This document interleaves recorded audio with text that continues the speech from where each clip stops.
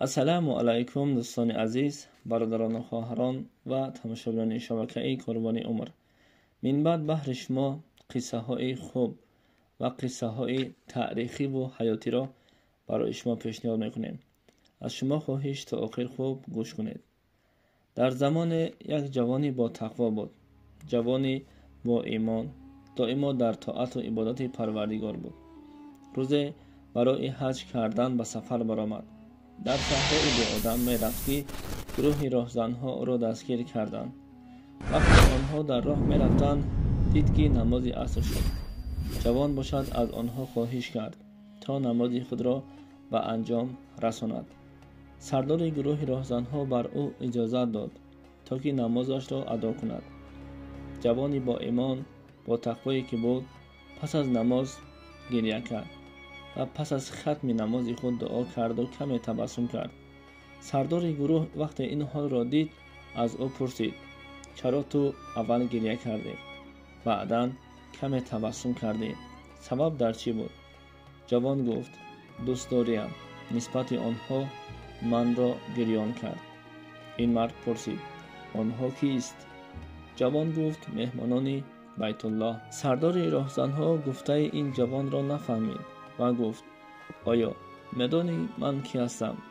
جوان باشد جواب داد: نه، نمیدانم که شما کی هستید. این مرد گفت: من سردار همین گروه عسکران می باشم که به یک امر من آنها به حرکت می درآیند. حتی من از پیغمبر تو هم بزرگ هستم. نعوذ بالله. جوان وقتی این سخنان را شنید به غضب آمد و گفت: تو خودت آیا پیامبر من را میشناسی؟ سردار گروه گفت: بله، میدانم که تو مسلمانی، به او ایمان آورده ای. جوان گفت: بله، من مسلمانم، اما سبب چیست که تو میگویی از پیامبر تو بزرگم؟ تو پیامبر من را حالا نمیشناسی. این مرد گفت: زیرا که من با یک امر خود زیاده از 20,000 لشکر را به صف جمع آورده میتوانم. این جواب باشد گفت: خوب، قبول. تصور کنیم که با تو میلیون عسکر داده شد. برای همه آنها را به یک صف جمع کردن با تو چقدر وقت صرف می شود؟ سردار گروه جواب داد: اگر من اینقدر عسکر داشته باشم برای آنها را به یک صف جمع کردنم 2 ساعت وقت کفایه است. جوان گفت: اگر آنها از هر گوشه دنیا آمده باشند، بین آنها جوانان باشند، به این چی نظر دارید؟ چگونه میتوانی که همه آنها را به یک صف جمع کنی؟ سردار گروه گفت: اصلا این خیلی آدمان را هیچگاه به صف جمع کرده نمی شود. گفت و خنده کرد.